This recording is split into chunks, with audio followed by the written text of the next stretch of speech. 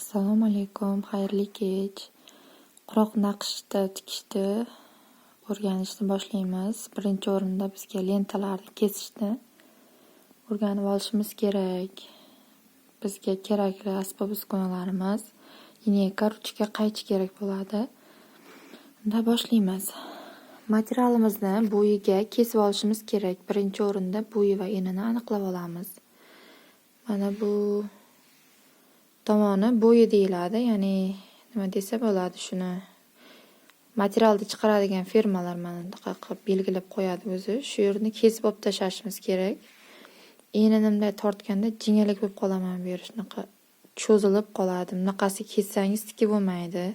Har xilcha bo'lib qoladi naqshingiz. Bunaqasiga kessangiz qattiq cho'zilmaydi. Yaxshi material, sifatli bo'lib chiqadi. Ishingiz ham, tikishingizga ham oson bo'ladi. Mana shu yerini kesib tashab, mana chizishni hozir o'rgataman.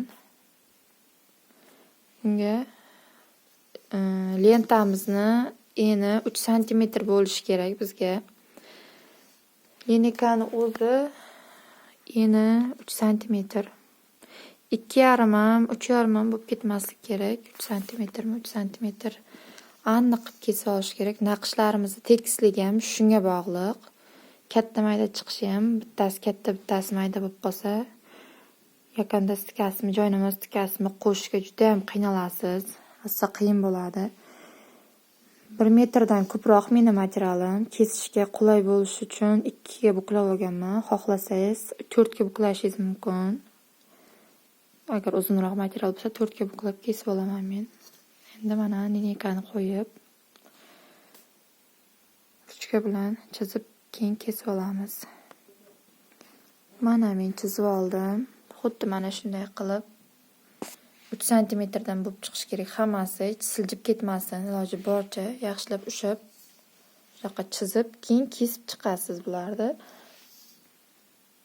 Naqsh tikishga lentalarimiz tayyor bo'ladi. Keyin bizga yana kerak bo'ladigan narsa shu lentalarimizni qo'yib tikishga osonroq bo'lishi uchun oq surplarimiz kerak bo'ladi. Naqshni tagiga qo'yiladigan. Xo'sh, mana shunday qilib. Oq surpni bo'yi enini 15 qilib kesib olganman. 15 ga 15. Hozir men ensiz surpdan kesganman, shuning uchun sal yuqaroq ko'rinyapti. Shunaqa qilib oq surpimizni 15 ga 15 qilib kesib olsangiz, hozir naqsh tikishimizga tayyor. Lentalarimiz mana tayyor. Ishimizni boshlasak ham bo'ladi endi, Xudo xohlasa. Keyingi videolarda naqsh tikishlarni o'rgataman.